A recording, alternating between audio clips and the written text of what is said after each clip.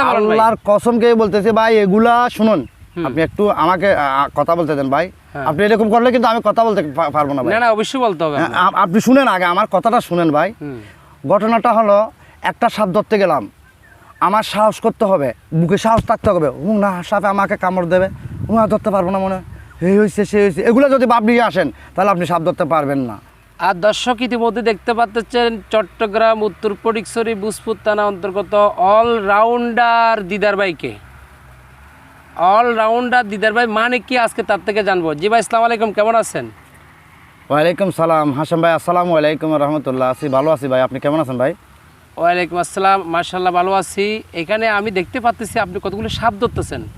এই বিষয়টা নিয়ে প্রথমে একটু জানতে চাই। আপনি একজন আবার সঙ্গীত শিল্পী, আবার আপনাকে এখানে অলরাউন্ডার হিসেবে সবাই চিনে। এই সবগুলো একসাথে মিলে আজকে আমাদেরকে বলেন তো কেন বলে? সবগুলা এক কথা দিয়ে আমি যুক্তি দিয়ে যাবো, কারণ সবগুলা একসাথে, সবগুলার যদি তথ্য যদি আপনাকে বোঝাতে যায়, একটু একটু করে বলেন।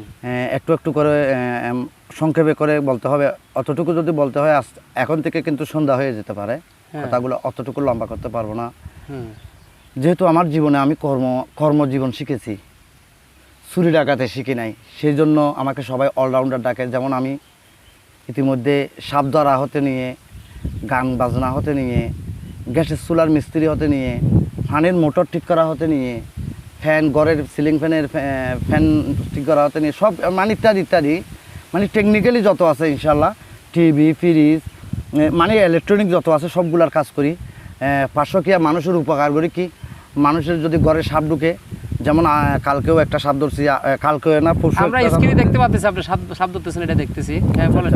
তো অলরেডি আমি সাপও ধরি, মানুষের জীবন বাঁচায়। ঘরের মধ্যে যদি সাপ ঢুকে তো ওখান থেকে সাপগুলা ধরে বা বাঁচিয়ে দিই, সাপগুলোও বেঁচে গেল বা মানুষও বাঁচলো, এটাই আর কি। আচ্ছা, সাপ ধরার এই পদ্ধতিটা আপনি কীভাবে সাপ ধরেন একটু বলবেন?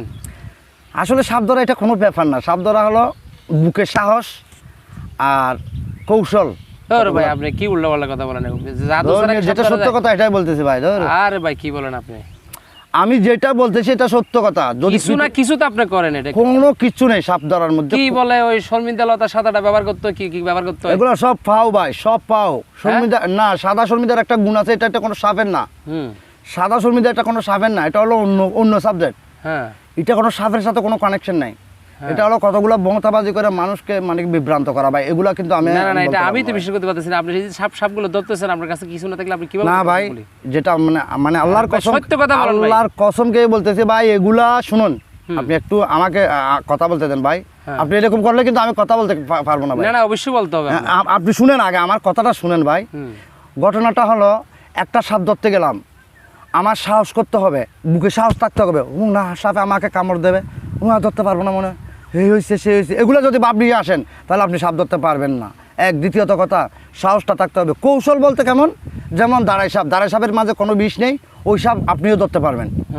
কিন্তু বিষধর সাপ হলো যেমন কালিফোনা, যাতে আমরা জৌরা সাপ বলি, যেটা ফানা তোলে, কালিফোনা বলে। যে আজকে একটা, কালকে একটা যেটা ধরছি, আজকে একটা ধরছি, এগুলা দেখেন দর্শকের স্ক্রিনে দেখতে পাচ্ছেন, আপনি বলেন। হ্যাঁ, ওই সাপগুলা হলো বিষধর সাপ। এগুলো ধরতে একটু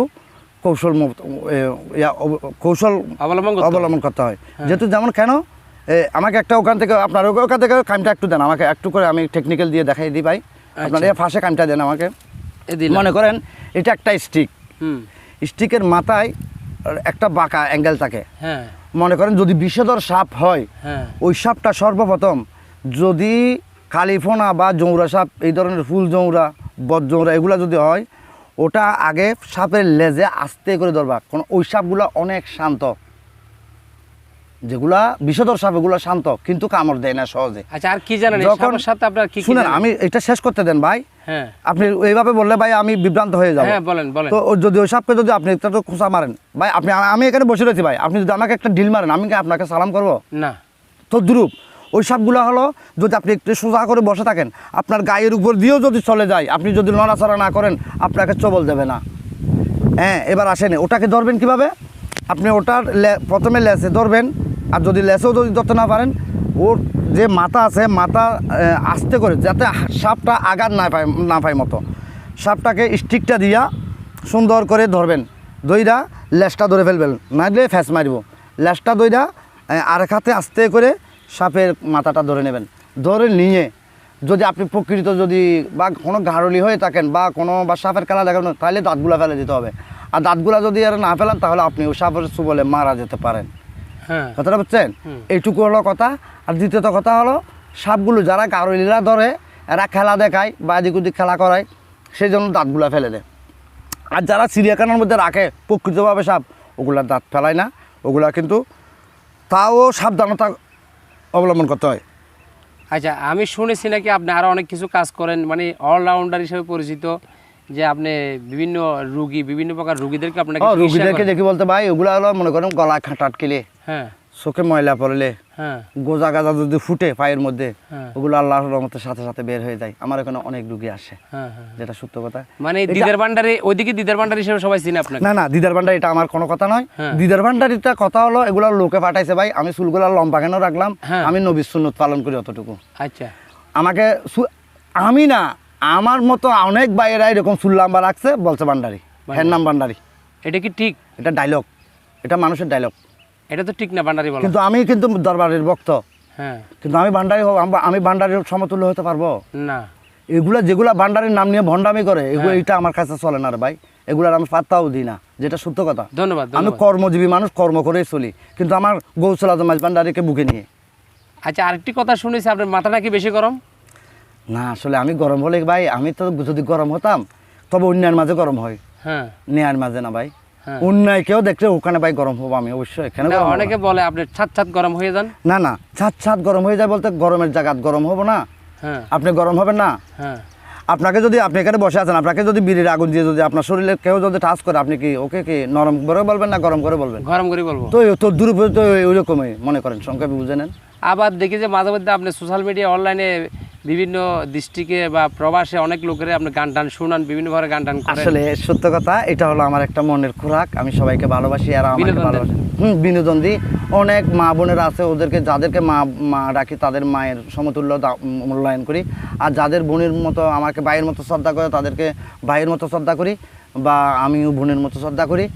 অথচ এদের সাথে কোনো আমার বা দেখা হইতেছে না, সাক্ষাৎ হইতেছে না, কিন্তু লাইভের মধ্যে সাক্ষাৎ হইতেছে। আচ্ছা, কোনো ব্যক্তি অন্তত, আমি সারা বাংলাদেশ বলবো, হ্যাঁ যেহেতু আপনি বাংলাদেশি, ওই হিসাবে দেখা গেল একজনের করে একটা সর্ব ঢুকছে, হ্যাঁ, এরা আতঙ্কে আছে, যদি আপনাকে খোঁজে, আপনি কি ওখানে গিয়ে কিছু করবেন? এটা আমার ফটিকছড়ি এলাকার মধ্যে গিয়ে করবো, কিন্তু ফটিকছড়ির বাইরে গিয়ে করবো না, কারণ ইতিমধ্যে সোসারটা সিটিং বাটপার বেড়ে গেছে। আপনাকে সাপ ধরতে বলে গিয়ে নিয়ে যাবে, তখন কতগুলা গারলি, যেমন হোসেন ভাইকে, হোসেন গারলি নামের একটা ছোট ছেলে, হুম, ওনার সাথে, ওনার নাম্বার আছে আমার কাছে, ওনার সাথে আমি অনেকবার কথা বলছিলাম, কিন্তু ও একটু আমি দোয়া করি থাকুক, তবে ও একটু ইয়ার টাইপের, মানে কি একটু খোয়ালায় বেশি, হুম হুম, দাম দেখায়। দাম দেখায়। ওর কাছে আমি অনেকবার কল দিয়েছিলাম, কিন্তু আমি ছেলেটাকে ভালোবাসি, এখনও ভালোবাসি, অনেক ভালো ছেলে। হুম, কিন্তু গ্রামের মধ্যে যেমন হোসেন ভাইকে এক জায়গায় নিয়ে অনেক মারধর করছিল সাফুরিরা, হুম, সত্য কথা বলার জন্য, হুম, কিন্তু ওটা হোসেন হয়েছে। কিন্তু আমি যদি হইতাম, হুম, এটা অনেক কিছু হয়ে যায়। কি করতেন? কি করতেন মানে কি করতেন আপনি? ওইসব সোচ্চার তাদেরকে তো প্রশাসনকে হলা করার দরকার, কিন্তু হোসেন ভাই তো এটা করে নাই। আচ্ছা আচ্ছা আচ্ছা, আচ্ছা, এই সাপ ধরা কি আইনে আছে? আছে, যদি কারো ঘরে, বাইরে না, আচ্ছা, যদি আচ্ছা। কারো ঘরে যদি মানুষ ধ্বংস করে, হ্যাঁ। ওখানে কি আইনে এসে কি ওদেরকে রক্ষা করবে? আইন আস্তে আস্তে তো ওদের ঘরে মানুষ মেরে ফেলবে। মেরে ফেলবে। তো তার আগে আমি যে উদ্ধার করতেছি, সেটা কি আমার কি সেটা কি অন্যায়? না, ভালো। তো ভালো হলে এটা মনে করেন, আপনারা যদি, দর্শকেরা যদি ভালো বলে ভালো, আর দর্শকেরা যদি বলে না ভাই এটা খারাপ, তাহলে আমি মেনে আচ্ছা, নেব। সর্বশেষ আপনার দিনকাল, এই মুহূর্তে আপনি কিভাবে আছেন বা পিছনে আপনি কিভাবে ছিলেন, একটু সংক্ষিপ্ত আকারে বলেন।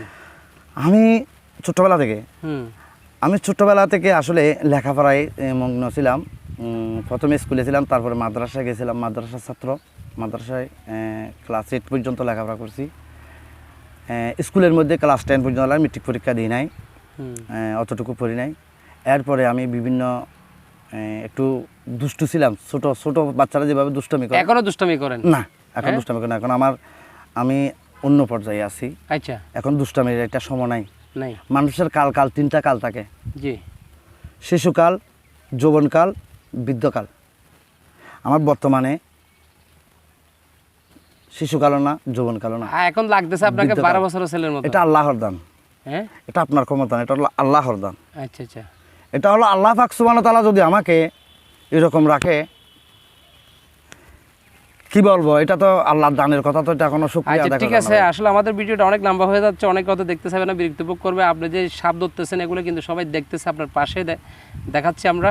তা আসলে দর্শক আমি বলি একটু করি যে যাদের বিশেষ করে এই ফটিকছড়ি বুজপুর এরিয়ার ভিতরে এই ধরনের ঘরের ভিতরে দেখা গেল যে অনেক সময় এই ধরনের সর্বগুলো ডুবে, এই ধরনের সর্বগুলি ঘরে ঢুকে হয়তো আক্রমণ করার চেষ্টা করে। তাৎক্ষণিক যদি আপনাদের যদি প্রয়োজন হয়, ওনার একটা মিডিয়া আছে, দিদার মিডিয়া, বাংলাতে দিদার মিডিয়া একটা পেজ আছে, পেজে আপনারা নক করলে ওনাকে পাবেন।